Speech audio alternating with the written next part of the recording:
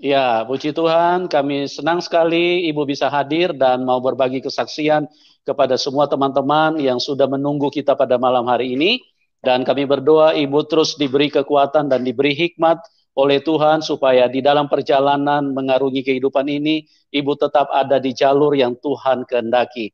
Oke Ibu, bisa diceritakan kepada teman-teman ya secara lengkap apa yang terjadi dengan Ibu, bagaimana latar belakang Ibu dari seorang Muslim dan bagaimana Ibu bisa beralih dan menjadi percaya kepada Tuhan Yesus. Silakan Bu, dibagikan kepada kita semua pada malam hari ini. Waktu dan tempat kami persilakan kepada Ibu Iin. Baik, Pak Pendeta. Malam ini saya akan bercerita mengenai diri saya sendiri, pengalaman saya sendiri yang luar biasa saya rasakan sehingga saya bisa hijrah ke menjadi pengikut Kristus. Jadi saya berasal dari keluarga Muslim, bapak ibu saya seorang Muslim dan bapak saya juga, ibu saya sudah seorang haji juga. Dan saya tahun 2008 juga sudah berhaji. Saya adalah seorang Muslim dulu, adalah seorang Muslim yang taat. Jadi saya tidak pernah meninggalkan sholat 5 waktu kecuali dalam berhalangan seorang wanita. Dan saya pun juga menjalani semua yang diperintahkan dalam agama Islam, seperti puasa, sholat wajib, sholat sunat, bahkan tahajud setiap malam. Semua waktu kalau bisa saya kerjakan, nggak bisa pun saya ada istilahnya berjamaah, artinya dibayar, semua saya kerjakan. Jadi sebisa mungkin saya berjalan di dalam Tuhan pada saat itu.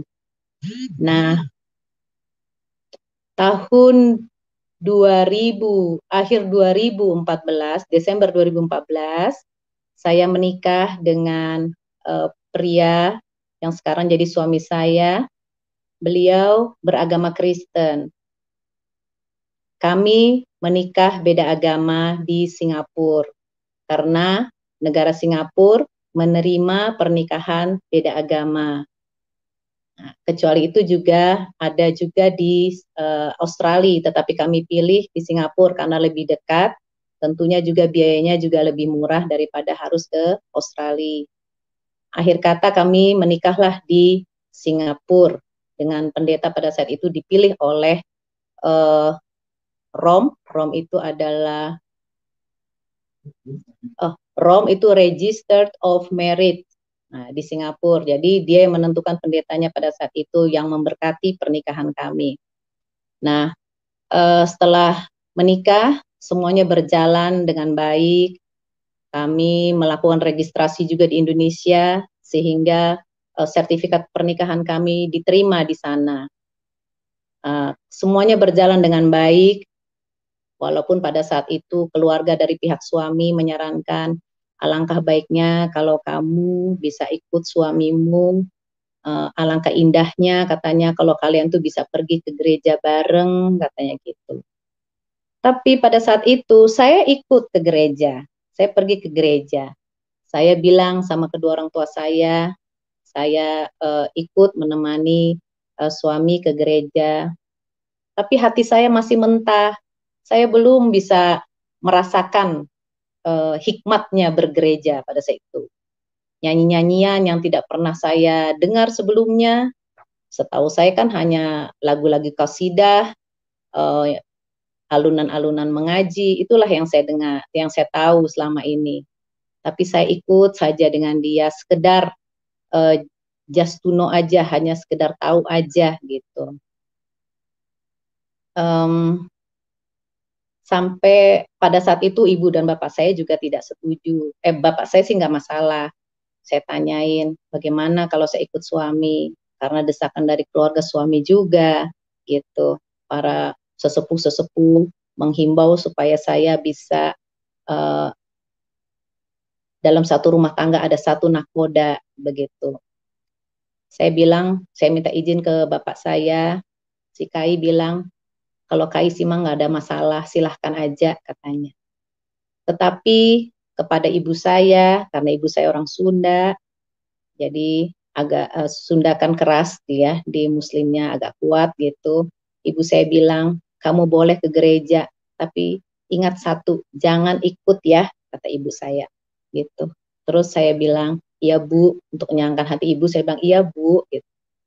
Tetapi saya punya kebiasaan, pada saat itu saya punya kebiasaan, setiap pulang dari gereja, saya duduk di tempat tidur ibu saya, karena ibu saya sudah pakai kursi roda toh. Saya duduk di tempat tidurnya, saya cerita masalah apapun yang Pak Pendeta sampaikan dalam khotbahnya, saya ceritakan dari A to Z, pokoknya dengan piawai saya sampaikan kembali kepada ibu saya. Ibu saya senang dengerin, saya awalnya mungkin ibu saya kurang interest ya dengan cerita saya, tapi lama-kelamaan ibu saya mau mendengarkan. Walaupun setelah itu dia baru saja nyetel di TV Mamah Dede berkhotbah. Itu sudah selesai, saya pulang dari gereja karena gereja kami pagi yang bahasa Indonesia, kami bergereja di HKBP. Tapi kami ambil yang bahasa Indonesianya pagi. Jam 8:30 itu udah sampai rumah gitu. Nah, suatu hari memang saya sering seperti itu setiap minggu. Nah, suatu hari memang ibu saya suatu hari pulang dari gereja, kenapa saya kebelet pada saat itu. Jadi saya langsung naik ke atas ke kamar, terus setelah maaf buang hajat, saya nggak ke bawah, jadi nggak ke kamar ibu saya duduk aja di atas di kamar saya. Sampainya ibu saya manggil, ibu saya coba Iin ke sini, katanya kenapa dipanggil, ada apa ya gitu. Begitu di kamar, saya cerita sama ya bukan saya cerita, saya duduk, ada apa Bu? Terus ibu saya bilang begini, cobain apa tadi Pak Pendeta ngomong apa tadi di khotbahnya. Aduh, langsung luluh hati saya. Terima kasih Tuhan, ini awal yang baik. Saya pikir ibu saya ini sudah mengizinkan saya untuk boleh ikut ke suami saya, ikut dengan suami saya menjadi Kristen. Nah, sampai tanggal Juli tanggal 27 Juli 2015 itu saya diadati. Artinya saya diberi marga oleh keluarga suami dan saya dibaptis. Dibaptis pada saat itu. Nah, setelah dibaptis, tapi hati saya ini masih belum sepenuhnya ke Kristus. Saya masih mau ambil wudhu pada saat saya dengar azan gitu. Saya mau ngambil mukena saya untuk pakai mukena untuk sholat gitu. Terus di depan suami tentunya saya menyimpan itu semua. Tapi kalau suami nggak ada, saya lakukan itu lagi gitu. Tapi pada akhirnya saya mulai pelan-pelan meninggalkan. Nah, pada saat itu memang belum sepenuhnya hati ini kepada Kristus. Jadi kalau saya bicara dengan suami saya bilang, Tuhan Yesus, itu hati saya udah ngenyek hati saya. Nabi Isa kok dipanggil Tuhan gitu. Hati itu selalu begitu. Nabi Isa kok dipanggil Tuhan gitu. Karena kan saya dari kecil ajarannya seperti itu. Jadi belum mengenal sosok Yesus siapa sebenarnya. Walaupun saya mengaji, setiap tahun saya hatam Al-Quran sejak gadis. Kalau sudah bulan puasa itu saya kebut Al-Quran tuh biar hatam sehari sebelum Lebaran. Karena membaca Al-Quran dalam Islam itu berpahala. Jadi saya kejar itu yang namanya pahala. Termasuk sholat, puasa, sholat sunat, apa saja. Itu berpahala itu yang saya kejar. Begitu Pak Pendeta. Nah, iya Bu. Silakan Bu dilanjutkan. Saya selalu mengenyek kalau suami saya mengatakan Tuhan Yesus. Dalam hati saya ini selalu saya menentang itu. Saya nggak terima banget dibilang Tuhan, sementara Tuhan itu bagi saya adalah Tuhan Esa yang satu, begitu aja. Nah, suatu hari, jadi maaf Pak Pendeta, 6 bulan setelah saya dibaptis, hati saya belum kepada Kristus. Walaupun jiwa dan diri saya ini sudah dibaptis oleh pendeta pada saat saya dibaptis. Nah, suatu hari malam saya bermimpi. Karena saya selalu mengeluhkan kepada Tuhan, Tuhan, saya ini berada di mana? Keputusan apa yang harus saya ambil? Saya sudah dibaptis, Tuhan. Kalau ini dikatakan pengkhianatan kepadamu, maafkan saya. Tapi tolonglah saya. Kaki kanan saya sudah dibaptis. Kaki kiri saya ini masih ingin melakukan apa kebiasaan saya dari lahir sejak sampai dengan saat itu. Kemudian itu yang selalu saya gumulkan setiap hari, setiap malam, selalu saya minta pada Tuhan, harus kemana saya ini, tolong Tuhan. Suatu hari saya bermimpi. Dalam mimpi itu, di ruangan yang gelap, saya berdua dengan seseorang yang saya melihat wajahnya. Walaupun remang-remang saya melihat wajahnya. Ini kan wajah seperti yang saya lihat di gereja. Ini kan wajah yang sering saya lihat juga di internet kalau saya melihat siapa sosok Yesus. Semua orang juga pasti tahu ya bagaimana rupanya. Kemudian saya lihat terus, luar biasa orang ini, tapi dia diem aja. Dia cuma diem dalam itu. Kemudian pintu di belakang saya, pintu gerbang di sebelah kanan saya terbuka, bung, lebar. Cahaya masuk, cus, terang, menyinari wajahnya. Jadi semakin jelas saya melihat wajahnya. Oh iya ya, itu Yesus ya, yang selama ini saya ragu-ragukan dia. Yang selama ini dipuji-puji sama suami saya, Tuhan Yesus, ini dia. Dia ada di depan saya. Terus masuk orang dari pintu gerbang di sebelah kanan saya, masuk. Orang berbaris dengan baju putih. Saya lihat semua duduk di depan dia, sujud, menyembah, berdoa, ada yang pegang jubahnya, berdiri lagi, pergi ke sana, ke arah kanan, muter, keluar pintu sebelah sana. Pintu sebelah sana juga terbuka, bercahaya, keluar, satu-satu, begitu terus, Mas. Dan saya lihatin orang ini, satu pun nggak saya kenal nih orang ini. Tapi kenapa dia begitu ya? Nah, terus eling saya mikir Pak Pendeta, ini mungkin yang dikatakan Yesus. Ini dia begitu disembah sama orang, dipuja orang di sini. Akhirnya saya mengangkat tangan saya. Saya pegang itu jubahnya Yesus yang ada di depan saya. Saya mikir, orang lain harus jalan untuk menuju ke dia. Sementara saya sudah duduk di sebelahnya dia. Akhirnya saya angkat tangan saya pegang jubahnya. Saya terbangun seketika itu juga. Dan saya bangun, saya kaget. Ternyata malam saya lihat jam 1:30 malam. Saya bangunin suami saya. Suami saya bilang, malah saya diledekin lagi. Kata suami saya, gila kamu, katanya. Saya lahir Kristen aja, belum pernah saya mimpi Yesus.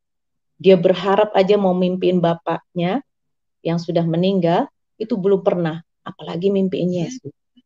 Jadi saya bilang, benar saya mimpi, saya lihat Yesus. Saya pegang jubahnya, saya bilang gitu. Saya tersungkur di situ. Tapi saya terbangun. Terus suami saya malah tidur lagi, ngorok. Akhirnya saya mikir terus mimpi saya itu. Sampai saya gemeteran. Apa artinya Tuhan ini begini? Apa maksudnya? Lama sekali saya memikirkan itu. Sampai subuh. Akhirnya saya mendapat jawabannya. Setelah itu, kok mulut saya piawai untuk mengatakan, enteng banget sebenarnya, Tuhan Yesus, Tuhan, maafkan saya Tuhan. Haleluya. Mungkin kau mau menunjukkan kepada saya, inilah aku. Kau sudah saya selamatkan, inilah aku. Kau lihat begitu banyak manusia menyembahku. Kenapa kamu yang sudah saya selamatkan masih ragu? Itu yang mau disampaikan. Itu yang saya ambil. Saya menangis, Pak Pendeta. Saya memohon ampun kalau selama ini saya ngenyek Tuhan Yesus. Benar.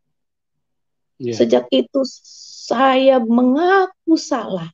Saya setiap berdoa saya selalu memaafkan saya Tuhan. Mungkin dosa terbesar saya adalah saya tidak mengakuimu. Namun setelah itu Pak Pendeta, saya mengakui Tuhan Yesus. Saya belajar Alkitab yang ditaruh suami saya di meja, saya baca. Saya baca semampu saya, walaupun saya nggak mudeng pada saat itu, saya baca aja. Terus saya melihat pada saat itu semua pintu terbuka, meruncing ke arah Tuhan Yesus. Ada berita ada pemberitahuan di gereja kalau dibuka sekolah Alkitab perempuan yang pertama oleh HKBP Jakarta, Distrik Jakarta. Saya langsung bilang sama suami saya di sebelah, saya mau sekolah ini, saya bilang begitu. Dan itu saya senang sekali. Suami saya walaupun nggak tahu pergumulan saya, kenapa beliau langsung mengizinkan? Silahkan, katanya begitu. Padahal sebelum-sebelumnya, kalau saya mau bergerak aja ke arah sana, suami saya selalu bilang, kamu harus ikhlas dulu ya, katanya gitu. Hatimu harus ikhlas dulu kepada Kristus sama Tuhan Yesus, katanya gitu. Jangan kau main-main.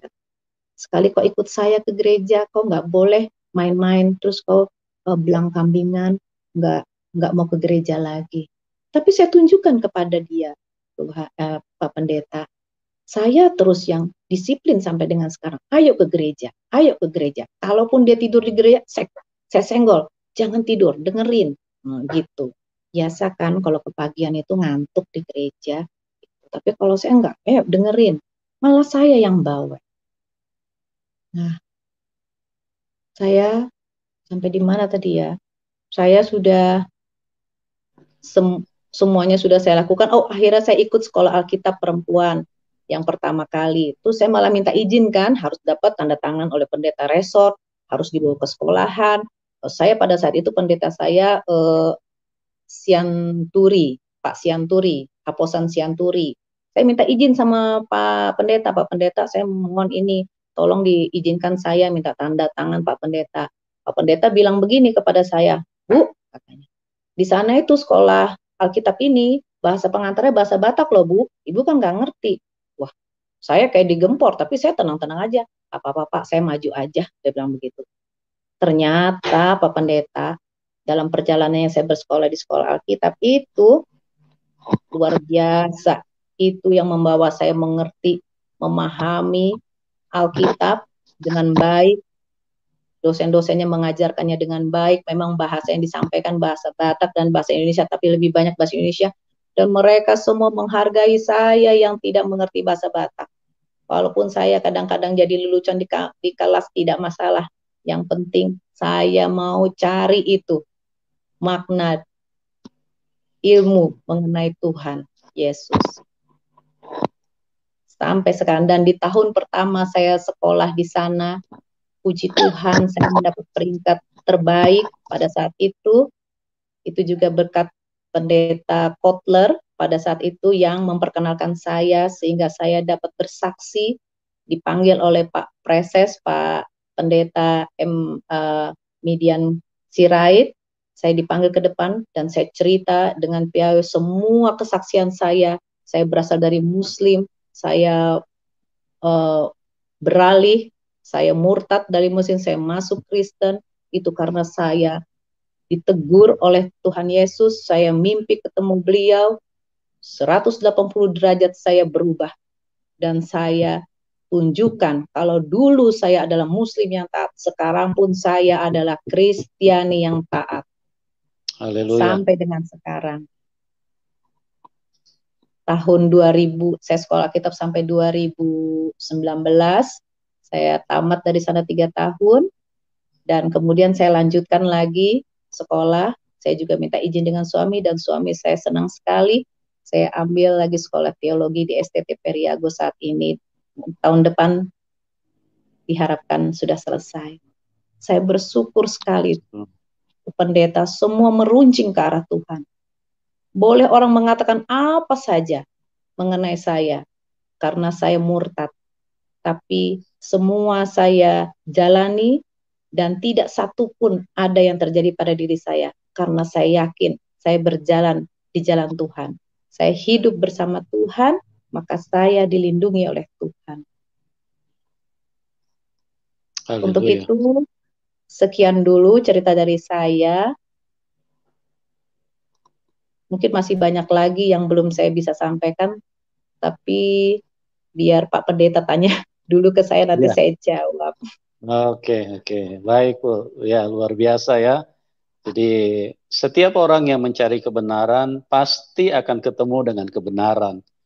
Karena dia Tuhan yang Amin. hidup, dia Tuhan yang nyata, dia Tuhan yang real. Jadi dia mengerti semua yang ada di dalam pikiran manusia. Ya, dia bukan Tuhan yang dihalusinasikan. Dia Iya, bukan Tuhan ilusi. Dia bukan Tuhan yang didongengkan, tapi dia benar-benar Tuhan yang benar, Tuhan yang asli. Jika setiap manusia mau mempertanyakan, mau mencari kebenaran itu dengan sungguh-sungguh, saya yakin 100% Anda akan ketemu dengan Tuhan. Tapi kalau Anda terus hidup, manusia terus hidup dengan membenarkan dirinya, merasa dirinya sudah benar dan tidak perlu Tuhan, tidak perlu juru selamat, nah orang-orang seperti itu tidak akan pernah berjumpa dengan Tuhan. Karena merasa pandai, merasa pintar, terputus-putus. ya, merasa mengerti tentang kebaikan. Nah, inilah orang-orang yang tidak akan ketemu dengan Tuhan. Ibu In bisa dengar suara saya? Bisa dengar Ibu suara saya? Ibu In? Halo? Ibu In? Ya. Bu In bisa dengar suara saya? Halo? Ya, ini kelihatan lagi ada gangguan sih.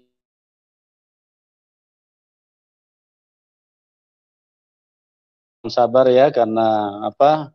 Kelihatan sinyal di tempatnya Ibu In agak kurang mendukung. Ya, kita lagi upayakan supaya beliau bisa masuk kembali ya.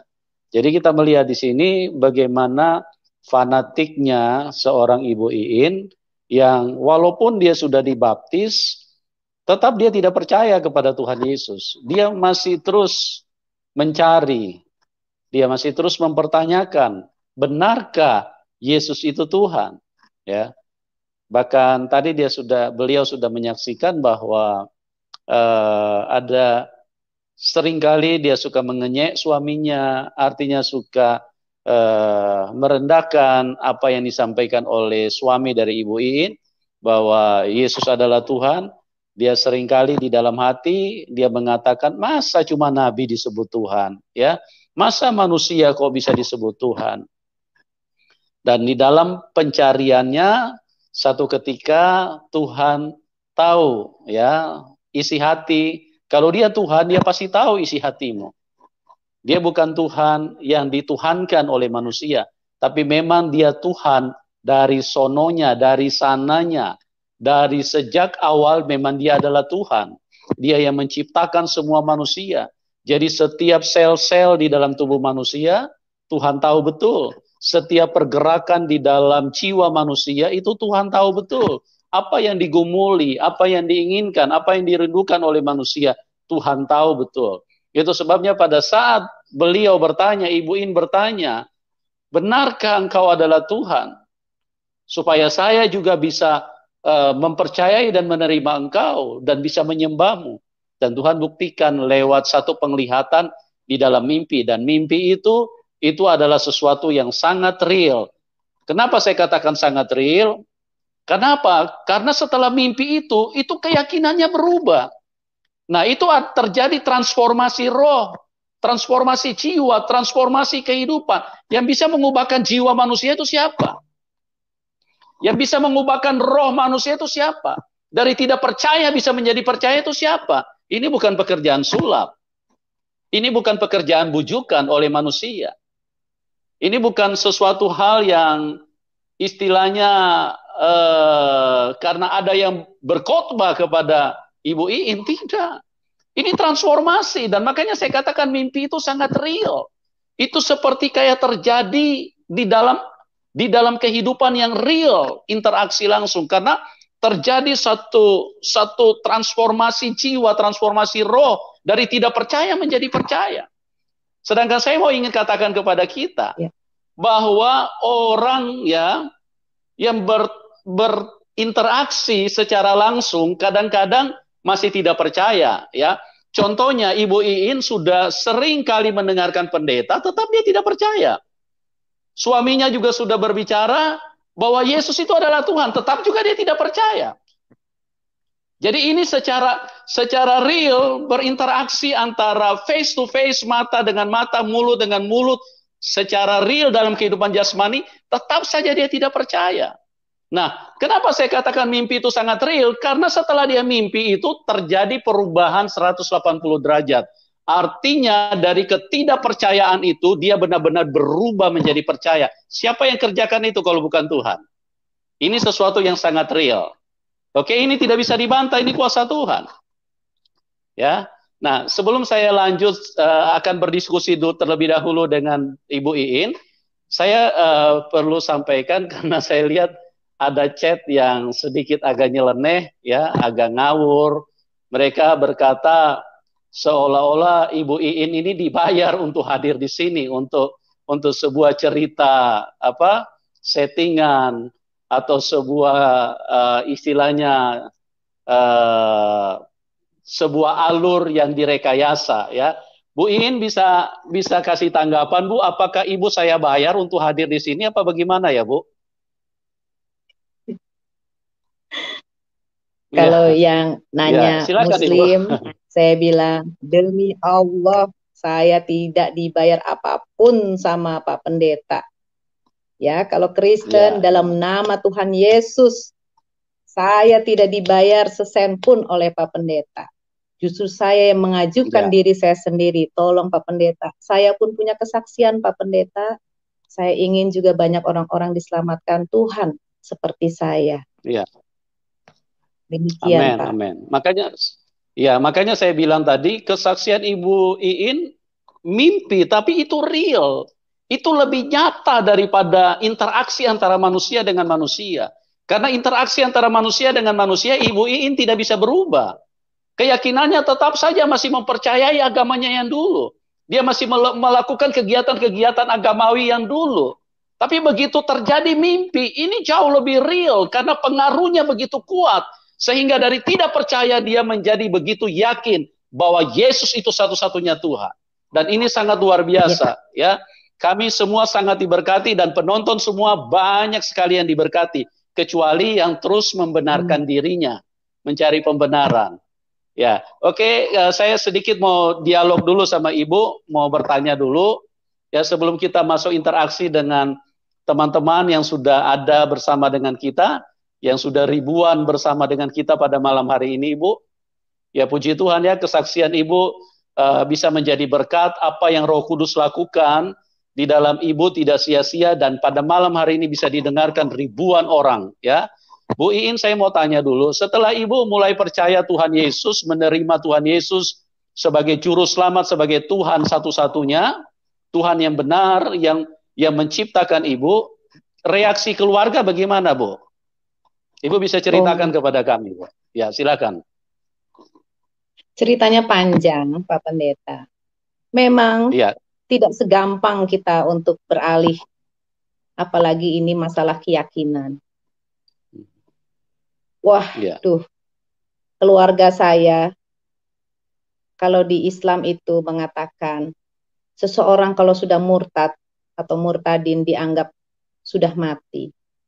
Jadi saya terima itu, dan benar, keluarga saya semua menjauhi saya. Yang dulunya baik, selalu nelpon saya untuk bertanya kabar, dan ini semua nggak ada lagi. Kecuali saudara-saudara kandung saya sendiri. Jadi banyak sekali yang tidak suka dengan saya, termasuk juga tetangga-tetangga saya. Mereka pada bilang, itu Bu Haji murtad. Ada Bu Haji murtad itu, Bu Iin tuh murtad. Begitu. Jadi saya dianggapnya, pertama, dia bilang, kalau murtad itu akan memasukkan orang tua ke dalam neraka. Yang kedua, sudah dianggap mati.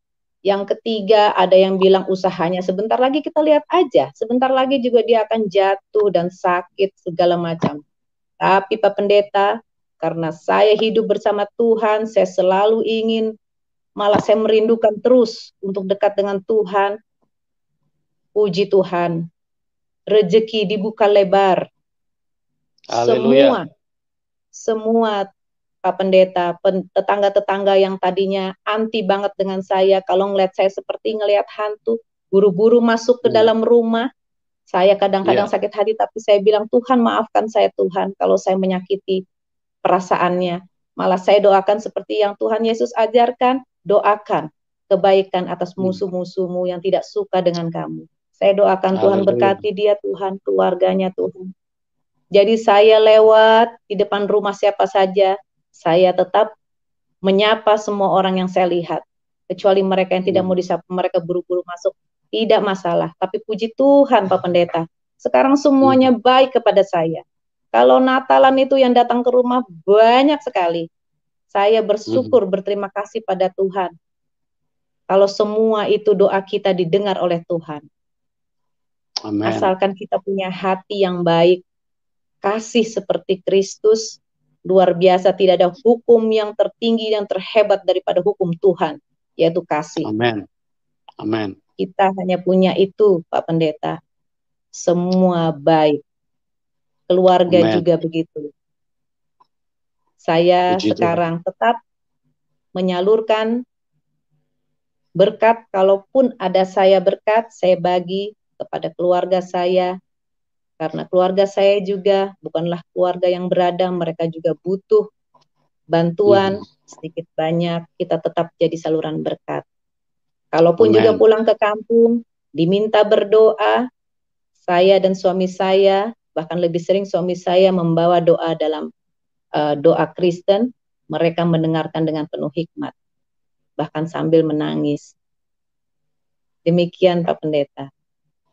Ya, haleluya. Ya, itulah satu bukti bahwa Tuhan benar-benar hadir di dalam hidup seorang manusia. Ya, kenapa?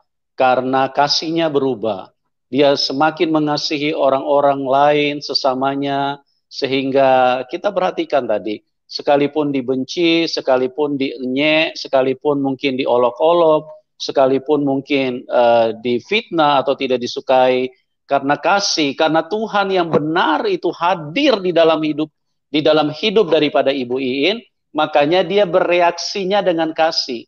Dia malah berdoa kepada orang-orang tersebut supaya Tuhan mengampuni dan bisa memberikan kebaikan kepada mereka. Itu satu bukti bahwa sifat-sifat Tuhan, karakteristik Tuhan, hakikat dari Tuhan itu benar-benar masuk di dalam hidup manusia, ya. Ini bukan Tuhan yang dihalusinasikan, diilusikan, atau Tuhan yang sekedar didongengkan. Ini Tuhan yang hidup. Terjadi perubahan yang luar biasa di dalam hidup Ibu Iin. Kasihnya makin berlimpah-limpah. Dia mengasihi sesama, bahkan kerinduannya, dia terus ingin berbuat baik kepada banyak orang. Ya, ini luar biasa. Tuhan Yesus adalah Tuhan yang sangat nyata. Oke, Bu Iin, mungkin Ibu bisa cerita lebih lanjut sebelum kita berinteraksi dengan teman-teman.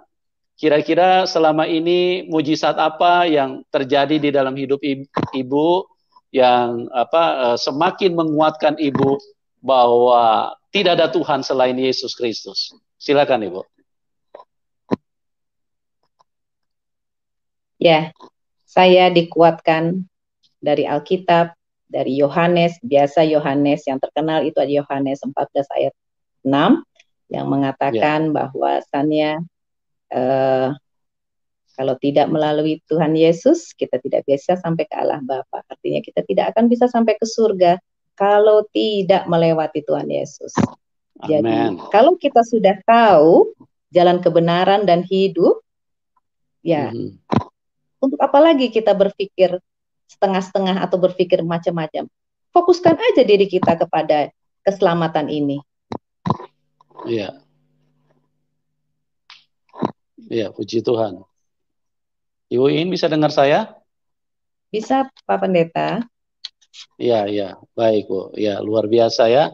Jadi bagaimana kuasa Tuhan yang begitu luar biasa dari seorang latar belakang yang begitu kental dengan nuansa keagamaan, dengan latar belakang yang sangat agamais, ya, itu bisa berubah dan bisa berjumpa dengan Tuhan karena mau mencari kebenaran, mau buka hati.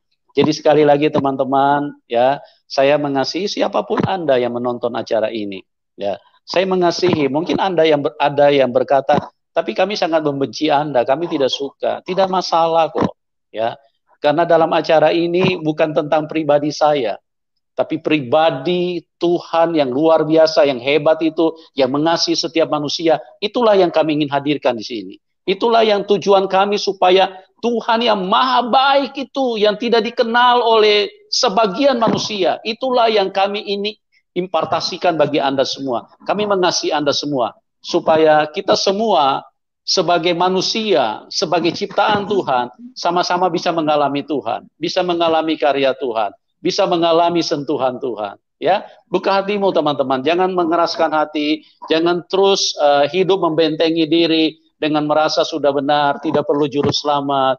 Karena saya ingin katakan kepada kita, tanpa juru selamat kita pasti binasa. Karena dari kecil kita manusia sudah hidup di dalam dosa. Dari masih kecil kita sudah jago berbohong, kita sudah pandai berbohong. Nah, bagaimana dengan kehidupan yang seperti itu bisa layak di mata Tuhan? Bagaimana kita manusia yang begitu banyak dosa, dari kecil kita sudah terlatih bahkan menjadi ahli, menjadi guru dengan sendirinya. Karena berbohong itu tidak pernah ada gurunya. Tapi diri manusia sendiri sudah menjadi guru dan memutarbalikkan segala sesuatu itu sudah begitu pintar. Itu menunjukkan bahwa tabiat manusia tabiat yang sangat jahat. Mana mungkin bisa selamat, saudaraku? Tidak akan mungkin. Itu impossible, mustahil kalau kita bisa selamat. Kecuali kita datang kepada juru selamat, karena hanya Dia yang suci, Dia yang kudus, Dialah yang bisa menyelamatkan setiap manusia. Nah, biarkan Tuhan Yesus bukalah hatimu. Kalau Anda mungkin masih ragu-ragu, berdoalah, carilah kebenaran itu dengan sungguh-sungguh. Tuhan, kalau Engkau benar-benar Tuhan, tunjukkan kepada saya. Pada saat engkau dengan hati seperti itu, maka saya yakin sekali Tuhan akan menghampiri hidupmu. Apa yang terjadi dengan Ibu Iin ini juga akan terjadi dengan kehidupan kita semua.